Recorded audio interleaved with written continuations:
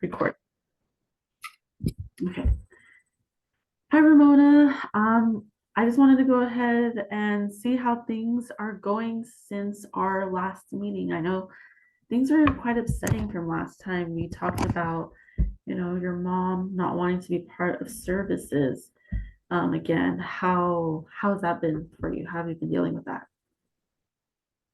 Well, I've gotten very upset over it. Um, I don't understand why my mother is acting like this.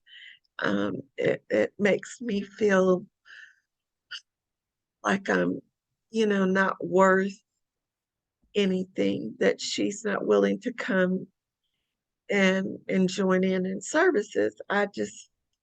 It's got me bummed out because, she's my mom and she's supposed to want me to, get better, but it just makes me sad and depressed. And I just feel like why am I even here? Because my own mother won't even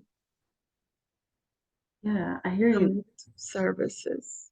Yeah, I hear you. That's quite upsetting, that something that is pretty important to you that you've been a part of and your mom doesn't want to go ahead and be part of this. I hear you that being really upsetting. I Um, am. mhm. Yeah, I hear you. And I just want to remind you, that although your mom is not being part of the process, you still have your grandmother who is here, and is listening to you and wanting you to engage in services, and I want to go ahead and kind of go back to, some psychoeducation that we covered a while back, you know. So our whole thing is to go ahead and change our negative thoughts into more positive thoughts. So our thoughts go ahead and affect the way we feel, and the way we feel affects the way that we behave, our actions. So let's focus on here what you're talking about. You mentioned the feeling of worthlessness, that Yeah. not feeling good enough. Talk to me, how does that make you feel when you think that you're worthless? Well, I am just sad. I don't feel, I just feel down in the dumps and I feel like just not, like nobody loves me and that why am I here? You know, nobody, I'm not anything of value to anyone Mhm. because she won't Yeah, come with me. It's like, and she already, and I was taken away from her once, and I don't know, I just wonder, I'm just sad and just depressed and I don't, I don't want to eat and it's hard for me to sleep yeah, um, because I just wonder if anybody really cares about me. yeah, I hear you. So this thought of feeling worthless has made you feel, like you said, sad and depressed. So these thoughts have these types of emotions of sad and depressed. And you mentioned some of the behaviors, which it sounds, um, having a hard time sleeping, not eating, that kind of behavior, so it's all tied together, right? They all coexist, and sometimes it can be all different forms, like thoughts can directly affect behaviors, and that affect our emotions. So let's go ahead and remember what we talked about previously, you know, thought versus fact, right? So the reason why we're here for services is to help you right now with the adjustment of the custody battles between your mother and your grandmother, right? So let me, you tell me, do you feel like your mother would be fighting for you because she cares, she wants you? Do you think that's accurate? I mean, yeah, I guess it is accurate. Yeah. Her So, to fight for me. yeah. So your mom is actively going to court to go ahead and get full custody of you, which means, like you said, that she does care. She wants you to be part of her life. So that worthlessness, although that sometimes we can really feel that to be true, is indeed not true. It's not a fact, right? You know, Right. two people actually are wanting you to be part of their life full time, both your grandmother and your mother. And I know you spoke a little bit about, being removed from your mom's house when you were younger. You were 6 when you got removed from your mom's house from CPS. And that brings up a lot of feelings of like why did it get that far? Why were you removed? Why did all these things happen, right? And sometimes that might be things that we may never know, right? Because we can't control what others do and what others say and what others feel, you know. But also, you were never worthless and you'll never be because your grandmother was right there and she was fighting for you. She brought you into a healthy home. And now that your mom feels that she's ready, to have you back, now they're both wanting to be a part of your life. Okay. And I know that having your mom be part of services would have been very helpful for you to go ahead and have these tough discussions with her. Talk to her about how the situation makes you feel and how, in the past, how that made you feel and how it affects, how you feel today, right? That doesn't go away. That's not an easy thing to forget. And I don't think you ever will. But what we can do in the meantime is write a letter. Let's write a letter about what you feel and what you think, and maybe we can leave that here because we don't know really why your mom doesn't want to come to services, right? But Right. she has you continuing to be here. So maybe it could be a personal thing for her and it has nothing to do with you. It could be a personal belief because she could easily go ahead and say that she doesn't want you to be in services, but she sees the value that you have in it and that you care about it. So she cares that you care about it and will keep you in services and not pull you out. Because we don't know why she doesn't want to be in services, right? Right. Okay. So let's let's write that letter. What would you think about something like that? Like if we did write a letter, about the way you feel about things and how you process things towards your mom. I think I could do that. Mhm. That would help me. Um, Okay, that sounds fantastic. So she doesn't have to see it, does she? no, she doesn't have to see it. That can be something we can read here if you would like to go ahead and read it aloud because words carry so much power. Words and thoughts, they really do matter. So I want you to be able to have that expression of your feelings verbally, and we can do that here. We can read that letter, we can keep it, we can shred it, we can do whatever you would like to do with that because Okay. it has a lot of power. Okay. Um, I do want to go ahead and circle back a little bit about these feelings. So now that we kind of thought about, the thought versus um fact, and the fact is that your mom still has you continuing services here, even though maybe she doesn't come, and that she is also still fighting for your custody and wants to be a part of your life. How do you think you would feel that um, how do you think you would process that instead of feeling worthlessness? What does that speak to you? What does that tell you? Well, I guess it's important because, she could just, I guess she could have just not let she could just not be fighting for me. She could just like forget about me Mhm, and leave me at my grandmother's. mhm. But she doesn't. She's fighting for you, right? Right. You're very valuable to these two people who love you so very much that they're going to court for you, right? So the worthlessness, that can't be true. Because if it were true, we wouldn't be here, right? These courts wouldn't be taking place. Right. Okay, so now thinking about that you have an importance, how does that make you, how does that make you feel now?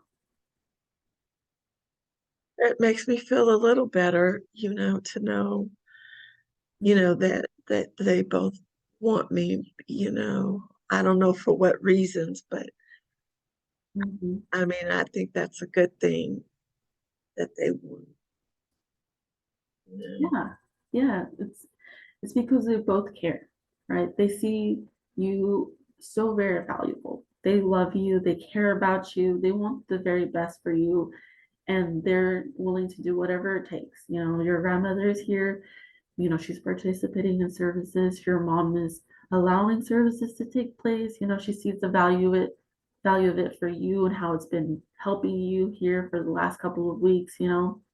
So let's focus on those positive things, right? Because Okay. that is the fact. Because things could be different, Yeah. but this is our fact. This is our reality. Okay? Yes. Okay, perfect. So I'll go ahead and see you here next week, okay? Okay. Okay, perfect. Yeah. Okay. Good afternoon, Suly. Welcome back to our sessions. Um, the last time we met, you told me that you were having feelings of depression since your accident happened. And and what I want to know is, tell me about when the times that you start feeling depressed. How do those feelings come up in you? How do they, why are those, where are you at when those feelings hit you? Okay. Yeah, so I've been feeling pretty depressed since my car accident. Um, I feel like the stress and the burden of the finances from the car accident have just limited my life so much. I can't afford a lot of the things that I could. I'm scared I'm gonna have to drop out of school. Um, and it just feels like it stopped my life.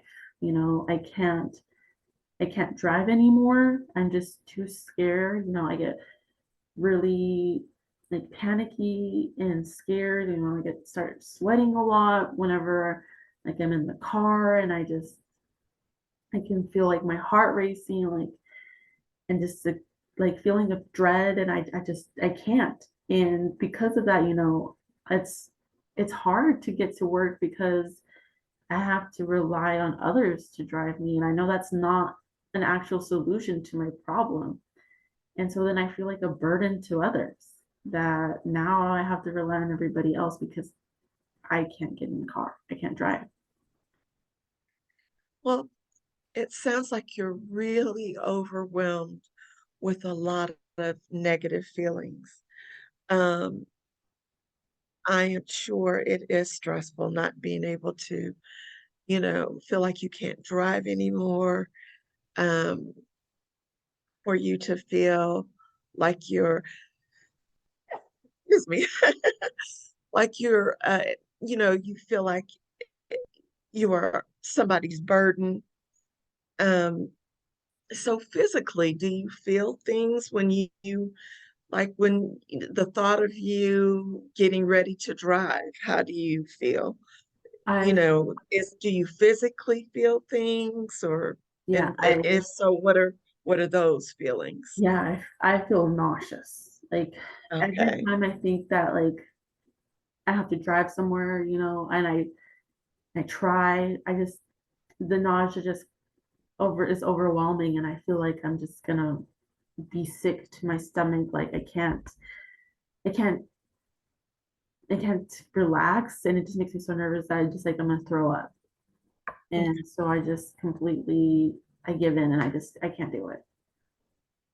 So so are you telling me you're not driving, it, the thought of driving scares you, it creates you to feel nauseous. Um, Earlier, you said you start sweating, your heart starts racing. Um, Before the accident, um, did you get those same feelings when you started driving, when you got ready to go somewhere in your car? No, before my accident, I always drove everywhere. I never was scared before, like I've been driving since, I was 16 years old, so about 10 years ago. So I was so comfortable. I even felt like I was like one of the best drivers in like my family and my friend group, and it was I was great before, and then the car accident happened and I felt like that was taking away. Like I guess I must not have been that great if I got in a car accident, like something Right, like more serious could have happened to me, I could right, die. right. So, so what you're telling me is you've been driving for over 10 years and you haven't gotten so much as a ticket or an accident. You felt like you were a safe driver. Mhm. All of those are pretty positive things about driving, especially, you know, you've been driving all this time and this has never happened to you before. So, what I think in order to, because there is a positive side toward you driving. And so what I think we can try to do um, for your homework for next time is that right before you get ready to drive, you want to sit down and write how you are feeling emotionally and how you are feeling physically. And then you also want to save a space to talk about how you um, would think about driving before the accident. You know, think about how you were a safe driver and that you didn't get any tickets and that you were confident in your driving and you've been driving for 10 years, going to work every day, going to different places on the weekend. And for 10 years, none of those negative thoughts popped in your head when you got your keys. So for the next um, visit, what we'll do is talk about those words. We'll talk about the positive thoughts and the emotions behind them and the behaviors that come along with those thoughts and the things that trigger your physical, the sweating, the heart racing. We want to write those words down and then we want to also write the positive things down. So next time when we meet, we can determine where your triggers are and then um, where you, the positive things about driving, just the pros and cons about driving and how safe, you want to talk about how safe you were all those years driving and then hopefully, within the next couple of meetings, we can talk about what we can do right before you get your keys to, have to drive somewhere. Does that sound like that Yeah, is something you could do for the next visit? yeah. What can I do now when like, because sometimes I feel that way when I'm like the passenger in my friends' cars. What can I do now to deal with something like that? Like when I get like all panicky. Well, right now, I mean, the same thing. When you're in your friend's car, you know, you want to take deep breaths. You want to think about positive things. How many times I have rode in my friend's car and we've been perfectly safe. How many times in the past that we've gone X, Y, and Z places. I mean, we've rode to the movies a million times and we've never had an accident. And I've been just fine. So when you find yourself getting overwhelmed, you just want to take some deep breaths and you want to try to, calm your emotions and get your behavior in line with the positive side of your thinking. Okay. Okay. And hopefully, um, the next couple of visits, we can think of some other exercises to do that will help you, you know, um, combat Okay. um, those emotions and behaviors. Yeah. Okay. Yeah. I didn't think about that previously, that this is the first time I got in a wreck. So that made me feel good. Okay. Well, that's good. And I guess we will see each other next week. Okay. Sounds good. Thank you. All right. You have a good day. Thanks.